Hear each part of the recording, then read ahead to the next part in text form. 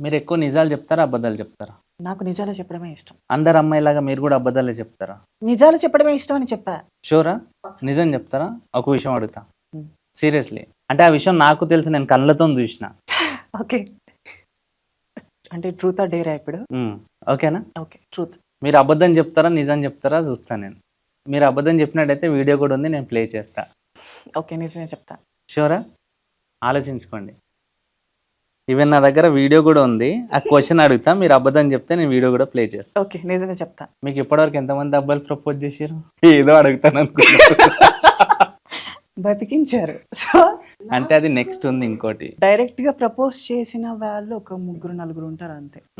But అది హార్ట్‌కి touch అయ్యేలా ఎప్పుడు జరగల. ఓకే. బట్ ఒక అబ్బాయిది మాత్రం గట్టిగా టచ్ అయ్యి 3.5 ఇయర్ ఇప్పటి వరకు రిలేషన్‌లో ఉండి అంతే. అంటే ఎలా ప్రపోజ్ చేశాడు? ఎలా హార్ట్ కి గట్టి టచ్ అయింది మీకు? ప్రపోజ్ ఏం చేయలే. 1.5 ఇయర్ నా వెనక తిరుగుతున్న ఫ్లాట్ కింద కారు పెట్టి వెయిట్ చేస్తూ కూర్చునేవాడు. స్టిల్ ఇప్పటికి అతనితోనే రిలేషన్ ఉన్నారు.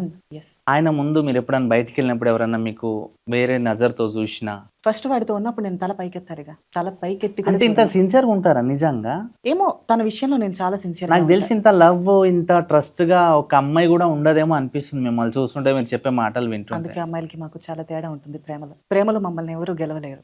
ఎందుకు అట్లా? మా ప్రేమ లాంటిది. అమ్మ కన్నా డబల్ ఉంటుంది.